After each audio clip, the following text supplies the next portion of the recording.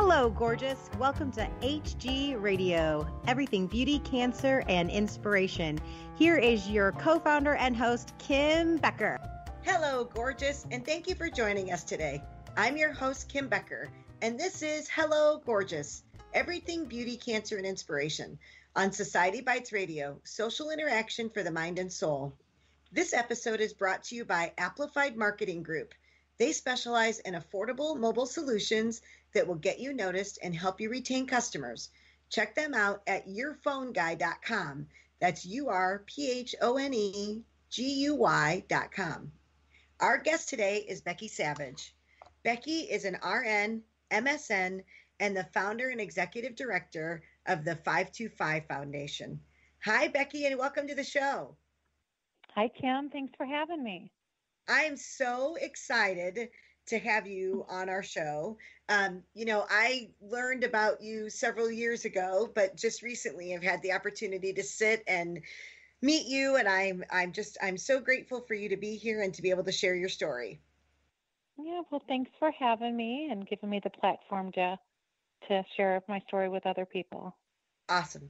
So you have been tirelessly sharing your story around the country in schools and other organizations as a way to prevent other families from going through what your family has endured.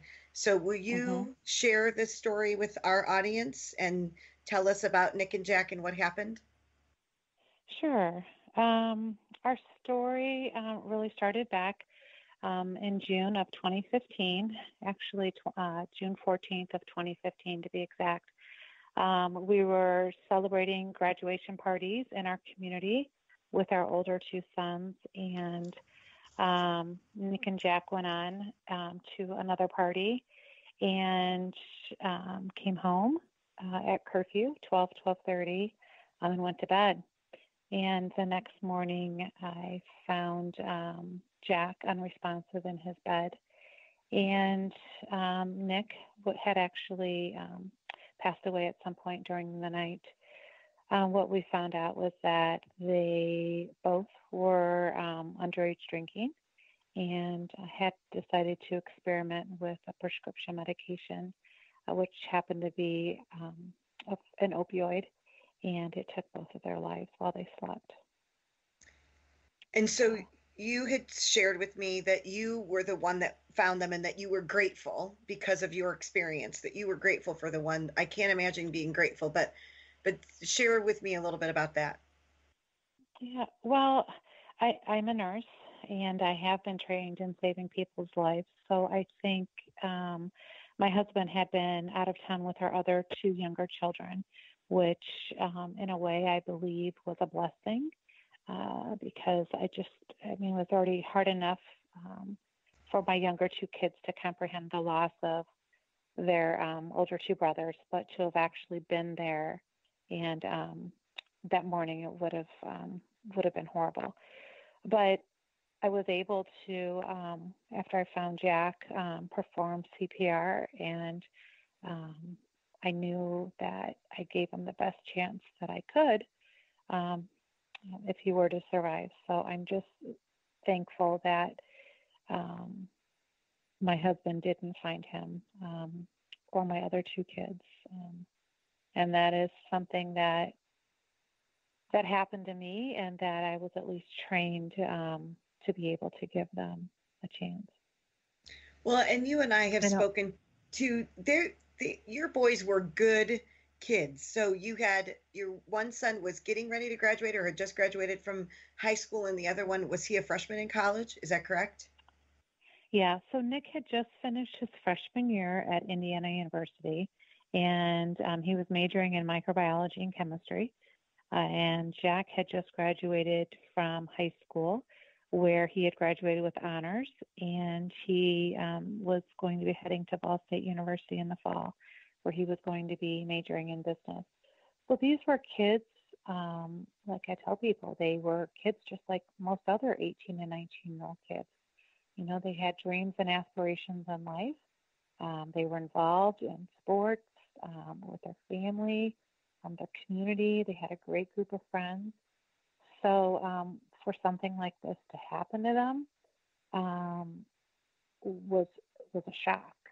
But I think what it shows people is that it can happen to anybody. Mm-hmm. And that's part of what our message is when I do go out and talk with kids and I talk with families.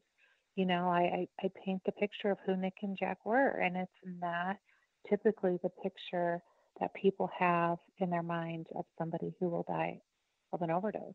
That's right. And so I think by sharing their story, it's helping to break some of that stigma, so that people, hopefully can realize that it could happen to them, and, start those conversations with their kids.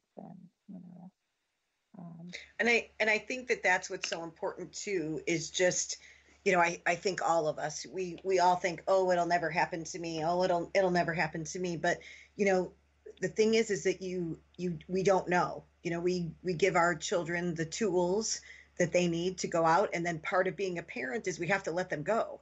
So we have to let them, go out and you guys, you guys were all together and then the kids wanted to go. That's your job as a parent. You can't, my late husband would always say to me, Seth would go and do something. And he's like, Mike would say he's doing his job. And I would say, yeah, but I don't necessarily have to like it that he's doing his job. But, you as parents did exactly what you were supposed to do, which you let them go and spread their wings. And it was just an unfortunate circumstance. But I'm grateful that you have been able to take that circumstance and build it into something that's absolutely beautiful to be able to help educate more and more people. So before we talk about that, you got to talk a little bit about the hockey, so that people can understand where you and I spoke last week. Yeah, where the numbers came from, because hockey isn't even on my radar, but it sounds like you guys were diehard hockey fans for a long time. We love hockey, and our boys, all four of our boys, I'm the mother of four boys, and they all grew up playing hockey. I think Nick and Jack were on the ice maybe at 3 years old, learning to skate, and it was just a big part of our life. I know hockey consumes every weekend, it seems, for 6 months out of the year. And so it was bonds that we had formed with playing hockey, with those families that we spent every weekend with, traveling with 4 kids on 4 different hockey teams, that really, was part of our family. They became part of our family. So when we were talking about starting a foundation and doing something in memory of Nick and Jack, creating that legacy of love for them, we couldn't think of anything else other than their hockey numbers to name it after. So 5 was Jack's hockey number and 25 was Nick's hockey number. So thus came the creation of the 525 Foundation. And what do you hope to achieve? What is it that you guys do with that program that you created to honor your sons? Well, it started off real grassroots. I'm not a professional speaker. I taught in a local nursing program. And so the most people I had really ever talked in front of was 30 people. So we were asked just locally to talk about underage drinking at a town hall. And we figured that since our boys were participating in underage drinking when they made the poor choices to experiment with prescription meds, that we would. And there were over 200 people that showed up, which we were promised, maybe 10, 15 people will come.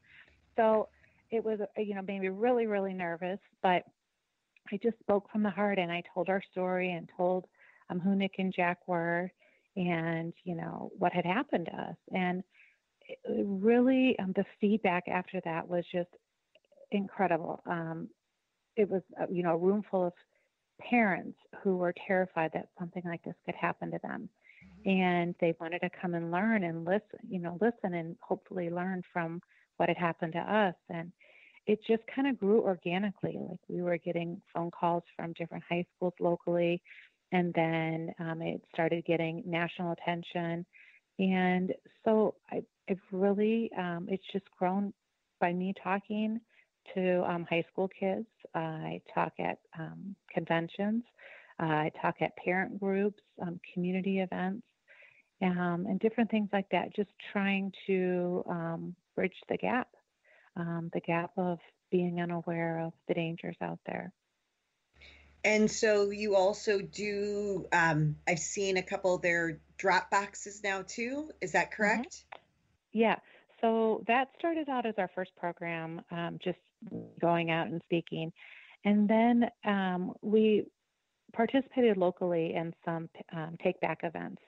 And the amount of pills that were picked up at the two DEA sponsored events that happen annually were just overwhelming. And, it was really like, how are all these prescription medications out here, and available to our kids?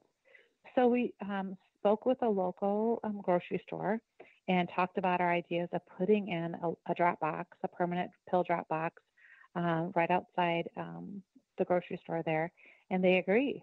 And it's grown to, we have 17 boxes here locally, where it's safe, it's convenient, and it's free for anybody who is going to the grocery store. We have a couple located at a hospital here locally as well. But we're just encouraging people to drop off their medications. That has been a huge success. And then we started another program called the Wise Up program, which is just, we're really trying to create social media posts and just kind of tips on wising up, hey, did you know type campaigns. Do you Just to help have, encourage prevention. which is, I think, awesome, because that's what I think, people, you don't know what you don't know. So I think Right, by you right. using your son's stories to bring awareness to this, there are parents that either, have seen signs and have ignored it, or don't know what signs to look for, or, Hmm. kids that they don't understand. Look, you can't mix alcohol with this particular type of drug because it can be dangerous. I think that they just think it's all Right, fun and games until somebody gets hurt. Do you encourage, right. is there some sort of do you have like a conversation starter, like with the parents? Is there verbiage that you encourage them to use if they were going to approach their child, or at least start that conversation about, hey, that you shouldn't do XYZ? Yeah. Well, what I've learned in talking with the students across the country is there's always a general theme to the questions they ask me. And I try to share that with the parents then that I talk to, is that kids they always want to know how to get out of a situation that they may be Mm-hmm. in, but still remain like the cool kid, or, they don't want to be that person that looks different than everybody else.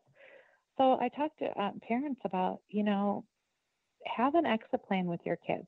This is something that you can talk to your kids about ahead of time, that you can practice, you can rehearse in the car on the way to and from different practices or to school, just so that when they're in a situation, because we know now it's not a matter of if, it's when. When they are in a situation that they're uncomfortable with, that they're going to know how to get out of it because they've rehearsed it with you. Mm-hmm. And Well, it's just giving them those tools. and I also think too, what you've done is you've helped to open the conversation between the child and the parent.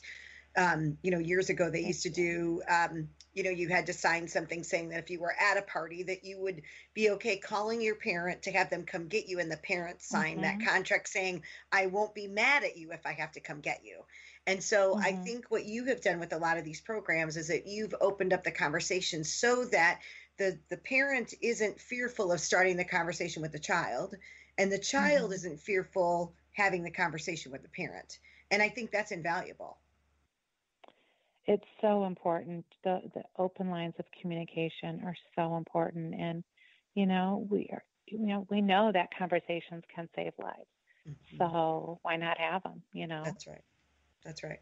So, what are your big Yeah. dreams for these programs? My big dreams. Oh my goodness, I would love to see 525 Foundation to be a household name. Mhm. I dream big, of course. But I would love to see it, be chapters started in different communities where it's just all prevention based, where we can, encourage kids to be involved in prevention strategies, and parents getting involved with the prevention strategies in the community, and just to see that grow.